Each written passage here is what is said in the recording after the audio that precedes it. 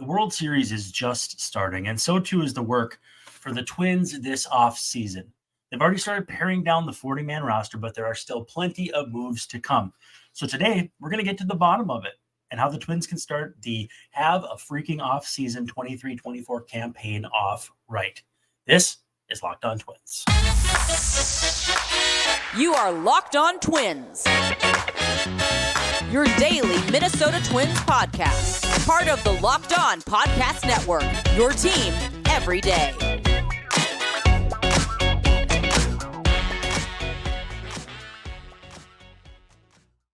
Hello again, and welcome back to another edition of Locked On Twins. I'm your host, Brandon Warren, and you can unfollow me on Twitter at Brandon_WARNE. Thanks for making Locked On Twins your first listen every day. We're free and available wherever you get your podcasts, as well as on YouTube, and of course, part of the Locked On Podcast Network, which is your team every day. If you have questions you want to get on the show, feel free to ask them in the DMs at Brandon_Warren at Locked On Twins. Leave them on the posts on YouTube. We'd love to hear from you. Aram Layton's episode was tremendous, too. I would recommend going back and checking that out from Thursday. But we've had a lot of fun stuff this week, and we've got a lot more fun stuff coming up. Today's episode is brought to you by Jase Medical. Empower yourself when you purchase a Jase case, providing you with a personal supply of 5 antibiotics that treat 50-plus infections. Get yours today at jasemedical.com. That's JASE medical.com. Today, we're going to go over the 40-man roster and kind of get a feel for how the Twins are going to lead into the offseason. Big part of the offseason is you have to activate everyone who's on the 60-day IL and make space for them because you can't use the 60 through the offseason. Makes things a little tricky, but it's all part of the deal. Every team has to abide by it. It is what it is. Free agents come off, and then you protect guys from the Rule 5 draft. We'll hit on all of those things here in today's episode, but let's first go over the 40-man roster as it looks right now. And if you're watching on YouTube, I'm going to put up an overlay here because I kind of finally figured out how to do this. I have it broken down into kind of a rough draft, I guess. And basically what I've set up is active roster who's going to be carryover into next season for me. The 60-day guys who have to come off here at the conclusion of the World Series. The arbitration eligibles, the guys with options, the 8 free agents, and then who I would add with some omissions. So to get things started, I have an active roster. These are the carryovers for guys who are either signed to long-term deals or are under club control but not arbitration eligible. 22 guys. So we had Jordan Balazovic, Juan Duran, Cody Funderburk, Brent Hedrick, Ronnie Enriquez, Griffin Jacks, Pablo Lopez, Bailey Ober, Chris Paddock, Joe Ryan, Cole Sands, Brock Stewart, Louis Varland, Josh Winder, Simeon Woods, Richardson on the pitching side, Christian Vasquez, catcher, Carlos Correa, Edward Julien, Royce Lewis on the infield, and Trevor Larnach, Matt Wallner, and Byron Buxton. So that's 22 givens. If you disagree, that's great. Feel free to share that in the comments or shoot me a message because what we love to hear is your views, how you view things differently. Maybe you can change my mind. I wouldn't be surprised. I'm a pretty reasonable person. But so the 60-day IL guys who need to be reinstated are Matt Cantorino, Giovanni Moran, Jose Miranda, and Nick Gordon. Now, if Nick Gordon is activated, and then, once he's activated, I guess would be a better way to put it, he then becomes arbitration eligible. So that's why if you're looking at this sheet that I have 6/7 arbitration eligible. So Nick Gordon will drop into that second or actually third bucket once he's removed from the 60-day. Now, with that said,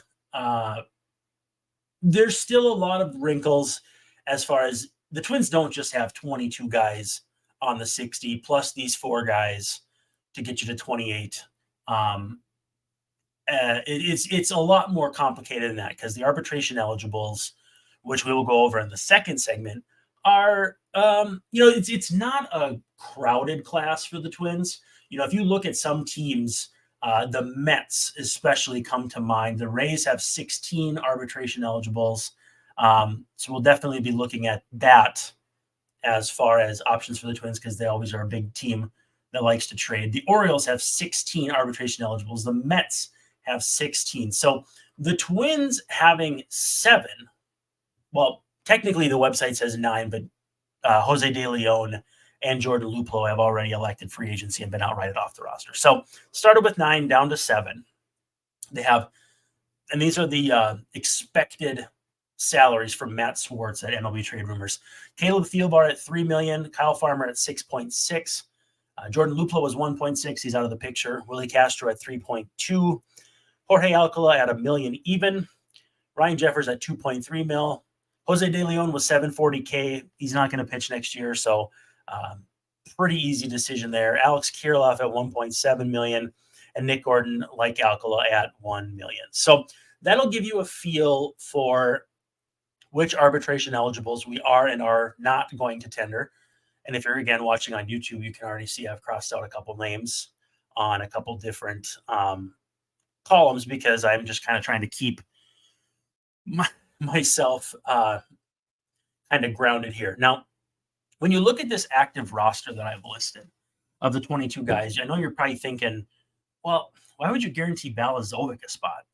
Brent Hedrick, Ronnie Enriquez, Cole Sands, Simeon Woods Richardson.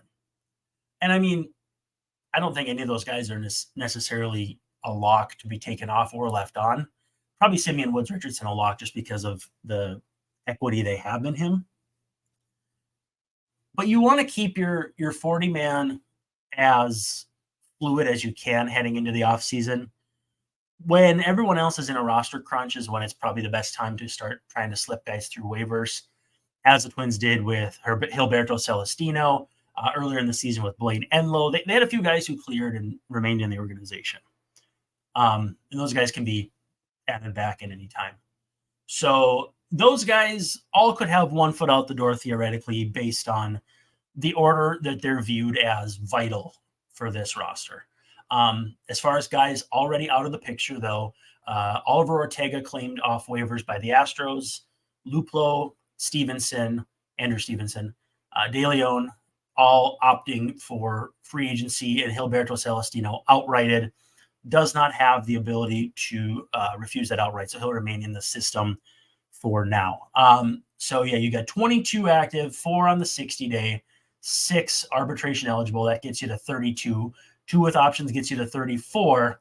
And then you've got free agents and additions. So let's do this. Let's take a quick second to talk about our friends at Jase Medical, and then we'll come back and take a look at how we're going to go with the options and the arbitration eligibles going into the offseason. But first, let's talk about our friends at Jase. Jase Medical says that there's a lot of uncertainty in the world today, and it's important to be prepared.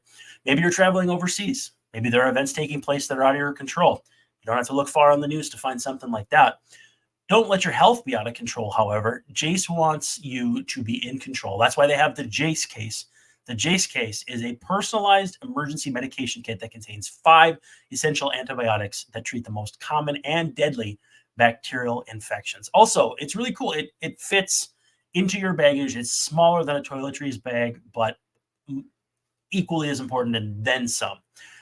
Jase Medical lets you also customize your case, so you can add additional life-saving medications based on your unique needs. You can also buy a gift card for family or loved ones so they can get a Jase case of their own. Go to jasemedical.com and enter code LOCKEDON at checkout for $20 off your order. That's promo code LOCKEDON at jasemedical.com. All right, we're heading into the bullpen. That is our second segment of every show. Thanks for making us your first listen every day. We're going to have one bonus episode coming up here because I did miss one this week. So it'll probably be on pitchers who I would target in trades this offseason. I have a few names who I really like. And to call back to the RM Layton episode, which dropped on Thursday, we talked about prospects. Twins probably going to have to trade some of those to get some help if that's the route they take. So we'll see how that goes. But great episode, fun episode. RM has, the best way I can describe it is his enthusiasm reminds me of Royce Lewis. Absolutely wonderful guy who is really up to speed on the farm system for the Twins. 3 Twins prospects in his top 100, the 3 that you probably expect. But he's high on this system. He likes the fits as far as guys who can fill a bunch of different roles. He likes the top end. He likes the depth. So go listen to it. I promise you will not regret it. Now, we're going to talk about the options and non-tenders.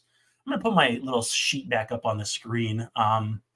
Boy, that looks great, doesn't it?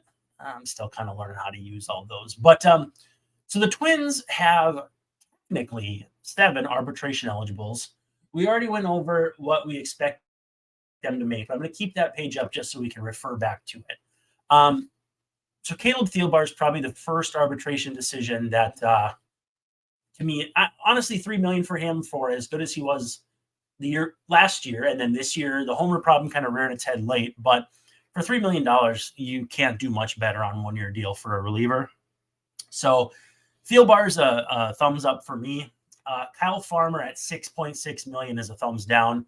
And I think it's a pretty obvious one just because of all the depth the Twins have in the system in the infield. Now, that doesn't mean I'm going to bring up someone like Austin Martin and pencil him in for 400 plate appearances as a top utility guy. But it means I may look for the second coming of Donovan Solano at $2-4 million bucks. Maybe a little more versatility, but if Nick Gordon stays on the roster, Royce Lewis, you've got plenty of options to play short, and so your utility man playing short doesn't become as vital, which could maybe even mean that Solano comes back. But Farmer for me is a no-go at 6.6. I wouldn't be afraid to non-tender him, and if he wants to come back at a lower number, perfect. But go get paid if someone's going to give you the deal. It's hard for me to imagine getting that on an AAV for multi-years. So I think $5 million is kind of the ceiling for him, and it's maybe even lower. And in that case, the Twins should be interested, I would think. But we'll see about that. Willie Castro at 3.2, just a touch over 4 years of service time. That's a yes for me. I want to see one more year of him, what he looks like. And if it's good, I don't know if you extend him or you trade him or what exactly, because at 4 years and 17 days of service time, he's going to have at least one more year of club control at a reasonable cost. If he has a repeat year as far as, versatility, stealing bases and that sort of thing, he could have some suitors, and the Twins, again, are going to be pretty flush with guys who can play all over in the future. So I wouldn't be looking to cash him in right now unless a really good offer were to come across. And so I think even some people might say, if they're choosing between Nick Gordon and Willie Castro, that could be an interesting decision. Gordon is at 2 years, 136 days of service time. So he's a Super 2, technically speaking. And for $1 million, would you rather have that or 3.2 for Castro if you have to choose? If that's the case, that's a tough choice. I don't think you have to choose, but if you had to choose, I'd be curious. If you're listening to this or watching this, I would love to hear who you would keep. I think I'm leaning Willie, even at the cost, because I just think he's a little more valuable on the bases. The defense to me really ticked up, especially in the outfield as the season went on. And so I'm thinking I probably keep both if I can. Jorge Alcala at $1 million. I am non-tendering. I don't have him crossed off on my sheet. I thought I had him crossed off, but the 5 that I would, so we're only keeping 4. So we're actually going to have one more spot on the 40. So of the arbitration eligibles, Jeffers and Kirilloff are no-brainers. You're keeping both of those guys. Alcala is a no-go for me. Again, willing to bring him back on a minor league deal or something, but just not enough stability for me to keep him on the 40 over the offseason. Now, if you wanted to put him in that bucket of Hedrick, Enriquez and those guys who could be dropped from the 40 during the offseason. I wouldn't have a problem with that. The only difference is, guaranteed salary or higher salary versus guys making minimum, but really is not that big of a difference. So if you wanted to drop Alcala onto the active and go with him as kind of the guy with the first foot out the door, depending on how the offseason goes, I'm not going to argue with that. So you're for sure keeping Thielbar, Castro, Jeffers, Kirilloff, and then I'm not keeping Alcala. If you do, that puts you at 25 plus. I'll make sure I got this correct here. 1, 2, 3. Oh, and I'm DFAing Giovanni Moran. I'm not keeping him around. Again, I believe in the stuff, but I just don't think the command is there to the point where I'm going to keep him on the 40-man all off season. And I think there's a decent chance you could outright him and keep him in the organization. So he and Alcala could be, first foot out the door kind of guys. And I wouldn't argue with that too much. Guys with options, Jorge Polanco, Max Kepler, both $10.5 million, $1 million buyouts. I'm exercising both of those. And then that's just going to come down to probably payroll space, what a team is willing to trade, and, how the Twins feel about their depth at those spots. The outfield depth was exposed a little bit with Trevor Larnach tailing off, Matt Wallner tailing off at the end. In general, a pretty good season, but he was pushed into a lot of action because the Twins had a fair amount of injuries and issues in the outfield. Joey Gallo being Joey Gallo and then getting hurt and that sort of thing. So if you want to keep Kepler and Polanco, I'm not going to argue. I would keep them as well.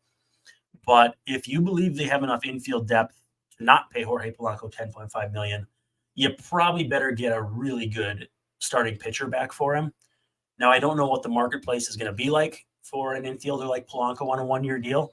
I would think fairly robust, even at $10.5 million, but I also think too, maybe some of free agency would have to shake out before you'd get anyone's best offer. I think similar is true for Kepler, who I can see a team like the Yankees being interested, or a few other teams like that. And then the 8 free agents that the Twins have are Sonny Gray, Dallas Keuchel, Kenta Maeda, Tyler Mahle, Emilio Pagan, Donnie Solani, Joey Gallo, and Michael A. Taylor. As things stand, I'm waving bye to all 8 of them, and I may circle back on Maeda on a one-year deal would be a nice back-end starter. I would love to see the Twins sign Tyler Mahle to a deal to rehab with the team, a 2-year bridge deal or a 3-year bridge deal. But I feel like since it hasn't happened yet, it may not. Cheers to Emilio Pagan for having a nice year, and we'll see if he gets paid, but I don't think it's going to be by the Twins, even though we've seen how much they like him and have kept him around. They just have not made an MO of paying reasonably big money to relievers, at least not since Fernando Rodney and Addison Reed. That's already 5+ years ago. So I'm waving goodbye to all 8 of those guys, and as a result, we're at 22, 3, 6. That puts us at 31. Keeping the 2 guys on options puts us at 33. And then it comes down to additions. Now, we're going to hit up the additions on our final segment. There's some tough ones because this Rule 5 list is extensive and immersive and all that. So we're going to take a quick second. We're going to talk about our friends at Ibotta. So let's just take a quick second to do just that. All right, our friends over at Ibotta say turkey is great, but we all know the best part of Thanksgiving dinner is the sides. With Ibotta, you can make sure to get the whole family's favorite side dishes and the turkey, all while getting yourself cash back. Starting November 1st, for the 4th year in a row, Ibata is giving 100% cash back on your Thanksgiving feast. Just add the offers in the app to redeem for everything you need to make your Thanksgiving feast complete. All you have to do is shop at your favorite retailers and upload your receipt. Other apps give you points that don't amount to much, but with Ibata, you can get real cash back that you can cash out to your bank account, PayPal, or gift cards. Highly recommended. So download the Ibotta app now and use code MLB, just the 3 letters MLB, to get 100% cash back on your Thanksgiving dinner starting November 1st. Just go to the App Store or Google Play Store and download the free Ibotta app and use code MLB. That's IBOTTA in the Google Play or App Store and use the code MLB. All right, we're swinging here into our final segment. We're going to talk about the additions to the 40-man roster. Because if we're at 33, and I won't fight you if you're at 34, 32, 35, it's in that general vicinity. I feel comfortable at 33, 34. I think you could add as many as 6 guys. I think you could add as few as 4.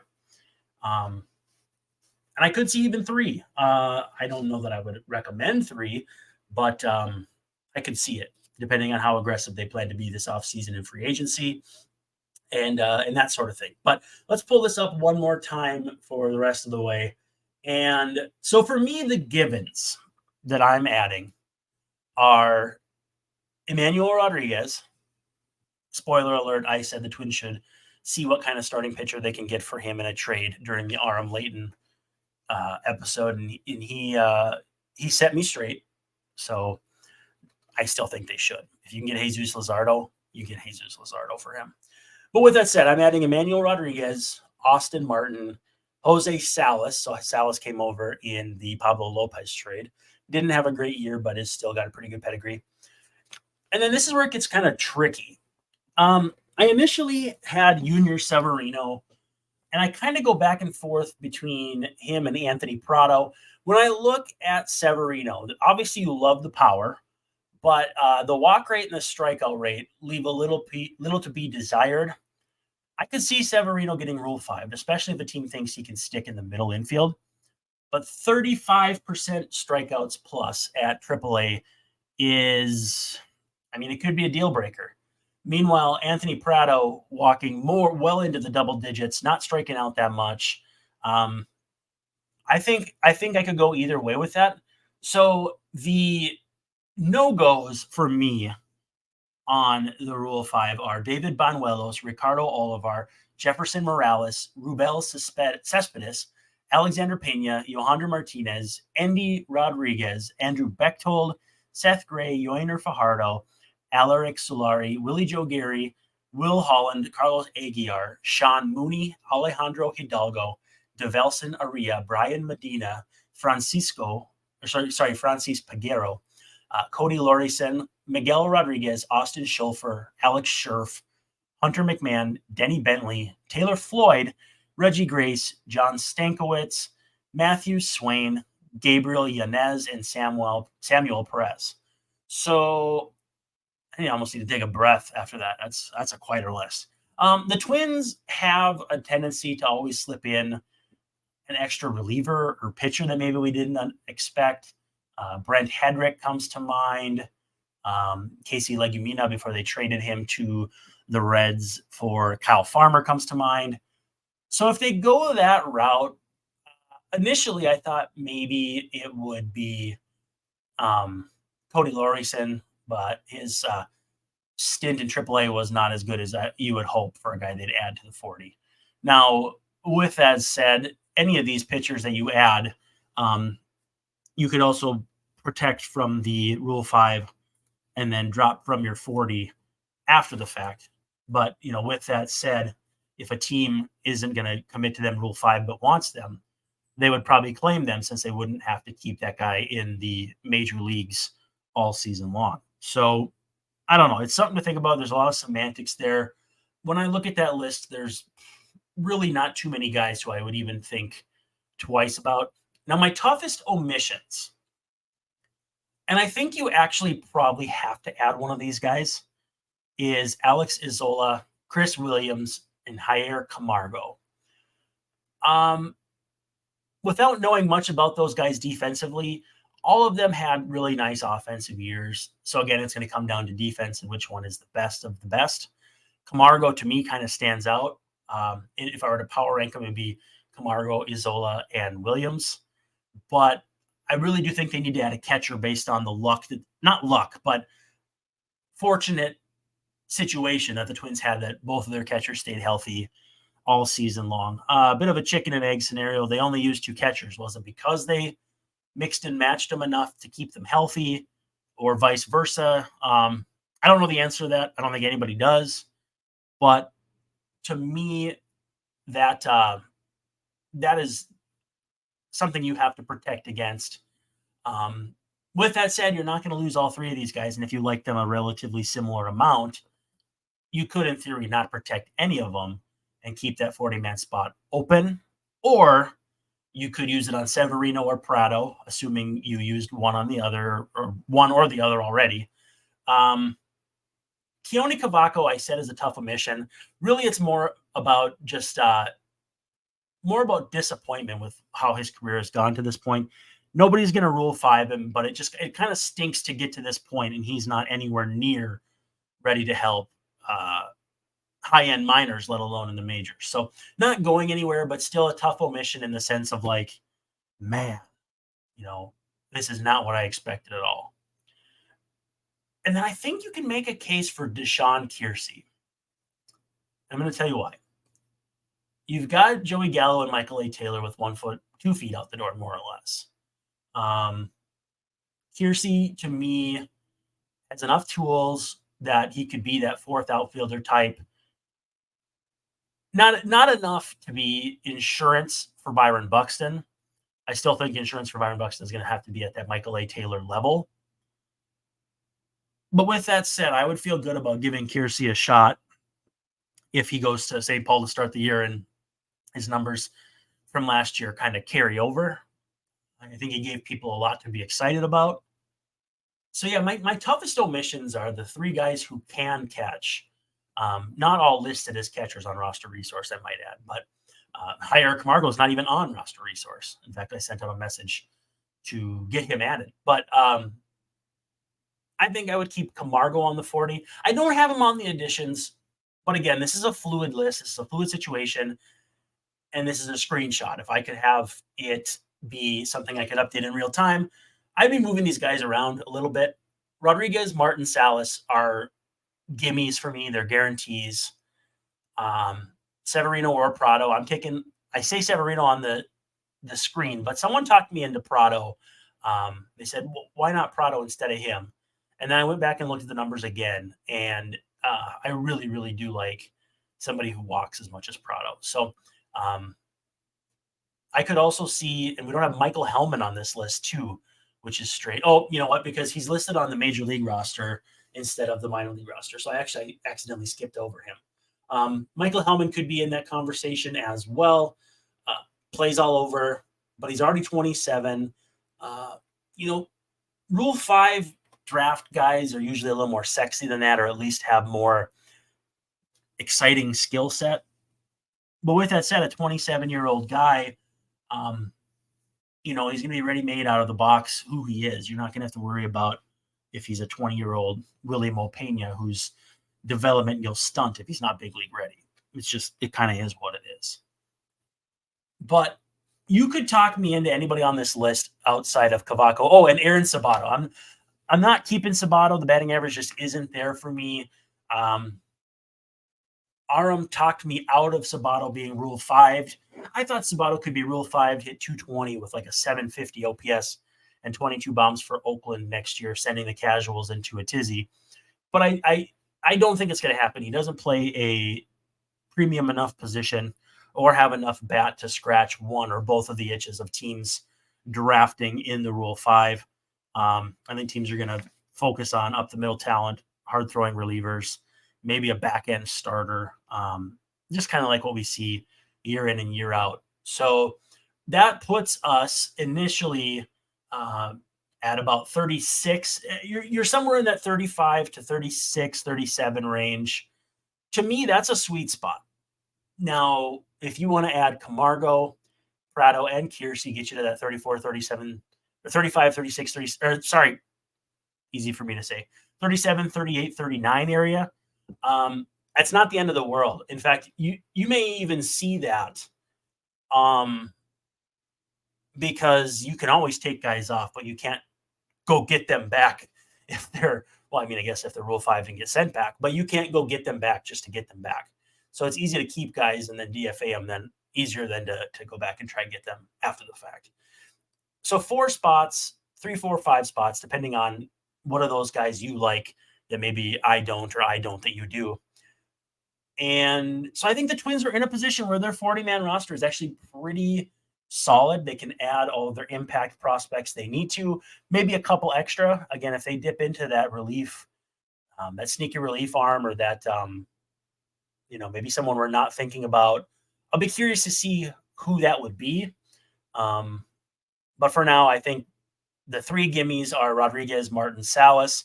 Severino or Prado, I definitely think have a chance. I think there's got to be a catcher. Kiersey's an option. But I want to hear your thoughts because we are out of time. Thank you so much for hanging out on this episode of Locked On Twins. And the nice thing for everyone listening or watching rather on YouTube is you didn't have to see me very much because we had this spreadsheet up for most of the show. So if your friends don't watch because of what I look like, tell them not that much of me this episode. But anyway, I digress. Thanks. We're going to have a bonus episode coming up here soon on pitchers I would target in trades. But for now, it's time to say goodbye. This has been Locked On Twins.